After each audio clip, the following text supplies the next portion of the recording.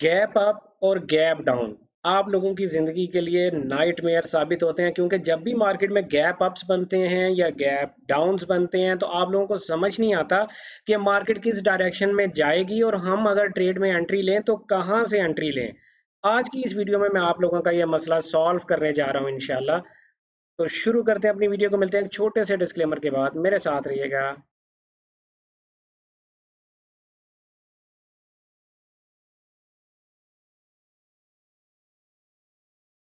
Welcome back traders, अस्सलाम वालेकुम। मैं हूं आपका दोस्त, आपका भाई, आपका कोच रियाज हुसैन। आप लोगों को परेशान होने की ज़रूरत नहीं है।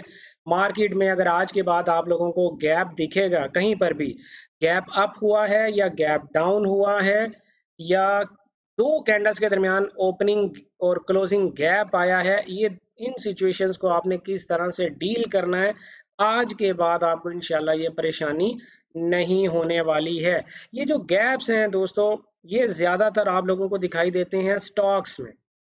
ठीक है, स्टॉक्स में, इक्विटीज में आपको ये गैप्स ज्यादा दिखाई देते हैं। फॉरेक्स में आपको ये गैप जो दिखाई देते हैं वो ज्यादातर गोल्ड में या क्रूड ऑयल में दिखाई देते हैं। लेकिन जो फॉरेक्स मार्केट है उसमें आपको ये गैप्स बहुत रेयर दिखाई देते हैं। तो बहुत ज़्यादा लोग परेशान हैं जो बैंक निफ्टी निफ्टी में या अमेरिकन स्टॉक्स में काम करते हैं, क्योंकि अगर आप ये इमनी S&P या इधर उधर इवन US 30 में चले जाएं, नेस्डेक में चले जाएं, तो आपको वहां पर भी ये गैप्स बड़े ज़्यादा देखने में मिलते हैं। तो आज सबसे पहले तो मैं आप लोगों को ये बताता चलूं कि भाई ये गैप जो हैं कितनी किस्मों के होते हैं, और अगर गैप अप आया है तो हमें क्या करना है, गैप डाउन आया है तो हमें क्या करना है। देखें, गैप्स की सारी किस्में आपके लिए समझने की जरूरत नहीं है, आप सिर्फ दो किस्में समझें। दो ऐसी इकसाम हैं गैप्स की जो आपके लिए समझना बहुत ज़रूरी है। पहली किस्म ऐसी गैप की होती है जो आपको यहाँ दिखाई दे रहा है, इस कैंडल में, ये वाली कैंडल और ये वाली कैंडल, इन दो कैंडल्स के दरमियान ये देखें यहाँ पर आपको गैप दिखाई दे रहा है। इवन इनकी विक्स भी आपस में नहीं मिल रही। इसको हम कहते हैं इसको कहते हैं liquidity wide gap. Liquidity wide क्या होता है कि चार्ट के ऊपर ऐसा एरिया जहां पर ट्रेड हुई ना हो, किसी किस्म की कोई बाइंग या किसी किस्म की कोई सेलिंग जब मार्केट में नहीं होती और वहां पर एक गैप आ जाता है, तो इसको लिक्विडिटी वाइड गैप कहते हैं। और ये जो गैप होता है ये जिस डायरेक्शन में होता है, 90% यानी majority of the time price उसी डायरेक्शन में जाती है। प्राइस, ये गैप जहां पर ट्रेड बिल्कुल भी ना हुआ हो, जहां पर ट्रेड बिल्कुल भी ना हुआ हो, वो गैप जिस डायरेक्शन में ओपन होगा, गैप डाउन अगर ओपन हुए तो प्राइस उसी डायरेक्शन में चलती चली जाएगी। और दूसरी किस्म का जो गैप आपको चार्ट के ऊपर दिखाई देता है वो ऐसा गैप होता है जो पिछली कैंडल के क्लोज और अगली कैंडल के ओपनिंग के दरमियान गैप हो, बट ओवरऑल वहां पर इस तरह की सिचुएशन ना हो कि प्राइस ने वहां पर ट्रेड ही ना किया हो, ऐसी सिचुएशन ना हो, बट किसी कैंडल के क्लोज और नेक्स्ट कैंडल के ओपन में गैप हो। यहाँ पर मुझे एक गैप दिखाई दे रहा है, मैं आप लोगों को दिखाता हूँ। वैसे तो ये गैप जगह जगह आपको चार्ट पे दिखाई देंगे। ये देखिए, ये जो ग्रीन कैंडल है हमारी, जो कि मेरा व्हाइट कलर ग्रीन है बेसिकली और ब्लू कलर जो है वो रेड है, ठीक है। ये जो मेरी व्हाइट कैंडल है इसकी क्लोजिंग हुई कहाँ पर, यहाँ पर, इस जगह पर इसकी क्लोजिंग हुई और नेक्स्ट वाले की ओपनिंग हुई यहाँ पर। अब इन बिटवीन ये जो गैप बन गया,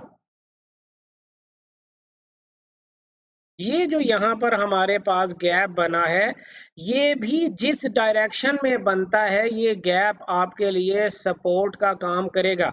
अगर ये गैप अप डायरेक्शन में बना है, यानी प्राइस ऊपर जा रही है और अप डायरेक्शन में बना है, तो अब आपके लिए सपोर्ट ये गैप है। अगर प्राइस इस गैप के नीचे क्लोजिंग कर दे तो आपका ट्रेंड चेंज हो जाएगा। This is very important to understand please. ये जो ओपनिंग एंड क्लोजिंग गैप होता है, ये एक्ट करते हैं आपके सपोर्ट और रेजिस्टेंस लेवल्स की तरह एक्ट कर रहे होते हैं, ठीक है। बिल्कुल इसी तरह से अब प्राइस ने इसी गैप से देखें यहाँ पर रिजेक्शन ली और प्राइस ने ऊपर की तरफ मूवमेंट दी। लेकिन नेक्स्ट टाइम क्या हुआ हमारे साथ, यहां पर ये क्लोजिंग थी इस कैंडल की और ये ओपनिंग थी, तो हमारा अब जो गैप बन गया ये हमारे लिए सपोर्ट का काम करना चाहिए था ना। ये ओपनिंग एंड क्लोजिंग का ये जो डिफरेंस है, ये जो गैप है, ये सपोर्ट का काम करना चाहिए था। लेकिन प्राइस ने क्या किया, प्राइस ने थोड़ी सी सपोर्ट लेने के बाद इवेंचुअली उस गैप को ब्रेक कर दिया। तो what I told you earlier, अभी अभी मैंने आपको क्या बताने की कोशिश की है, अभी अभी मैंने आप लोगों को बताया कि ये गैप्स आपके लिए सपोर्ट या रेजिस्टेंस का काम करते हैं, और अगर प्राइस इस गैप को ब्रेक करके नीचे क्लोजिंग दे दे, इस सपोर्ट को ब्रेक कर दे, अब आपको अपोजिट डायरेक्शन की ट्रेड ढूंढनी है।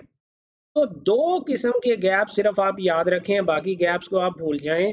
दो किस्म के गैप याद रखें, ऐसे गैप्स जहां पर प्राइस में ट्रेड ही बिल्कुल ना हुआ हो, ऐसे गैप्स भी आपके लिए सपोर्ट या रेजिस्टेंस का काम करते हैं। और ऐसे गैप जो कि ट्रेड तो हुआ है, आप देखें इसके हाई और इसके लो में कोई गैप नहीं है, तो यहाँ इसका मतलब है प्राइस ने पूरी डिलीवरी दी है और यहाँ पर ट्रेडिंग हुई है। लेकिन ये जो गैप आ गया हाई और लो और क्लोज में, ओपन एंड क्लोज में, ये गैप आपके लिए सपोर्ट या रेजिस्टेंस का काम करता है, ठीक है। इसको हम वॉल्यूम इम्बैलेंस कहते हैं, बेसिकली इस गैप को वॉल्यूम इम्बैलेंस कहते हैं, इसको लिक्विडिटी वाइड गैप्स हम कहते हैं, ठीक है। ये दोनों गैप्स आपको याद रखने की जरूरत है। ये आपको US 30 में, नैस्डैक में, बैंक निफ्टी में, निफ्टी 50 में, या किसी स्टॉक्स में, या आपको गोल्ड में, क्रूड में, फॉरेक्स में, कहीं पर भी, इवन पाकिस्तान स्टॉक एक्सचेंज में भी आपको ये गैप्स उनके भी किसी स्टॉक्स पे दिखाई दें तो ये इसी तरह से काम करेंगे और बड़ा परफेक्टली काम करेंगे। अब आप लोगों का अक्सर ये क्वेश्चन होता है कि हम सर कौन सा टाइम फ्रेम यूज करें। भाई ये क्वेश्चन ये रेलिवेंट है दोस्तों, आप थोड़ा सा ज़हन इस्तेमाल किया करें। मैं आपकी स्ट्रेटजी तो नहीं बदल रहा, आपकी जो ट्रेडिंग स्ट्रेटजी है वो वही है। अगर आप 5 मिनट में काम करते हो 5 मिनट में ही रहो। मैंने आपको टाइम फ्रेम अगर इंपॉर्टेंट होता तो मैं खुद डिस्कस करता भाई। आप लोग मेरी बातों से कुछ अंदाजे लगाया करें, मैंने टाइम फ्रेम डिस्कस नहीं किया, forget it, use it in any time frame you want. आप मुझसे स्पेशली पर्टिकुलरली फिर टाइम फ्रेम मत पूछा करो ना। आप जो भी ट्रेडिंग स्ट्रेटजी यूज कर रहे हो, जो मर्जी टाइम फ्रेम यूज कर रहे हो, आप उसको करो।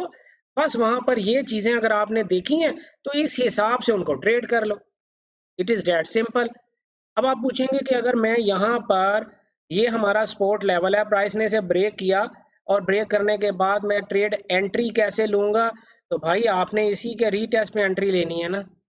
अब प्राइस रीटेस्ट करने नहीं आती काफी ज्यादा टाइम, तो आप एग्रेसिव एंट्री लें कि जैसे ही प्राइस इसके नीचे क्लोजिंग देती है तो आप यहाँ पर अपनी एंट्री लें, स्टॉप लॉस इसे ऊपर रखें, जो करीब तरीन आपका हाई होगा, स्विंग हाई, स्विंग लेवल जो हो गया, जो करीब तरीन स्विंग लेवल होगा उसके ऊपर आपने अपना स्टॉप लॉस रखना है, और 1 to 2 RR के साथ आप अपनी ट्रेड को प्लान कर सकते हैं।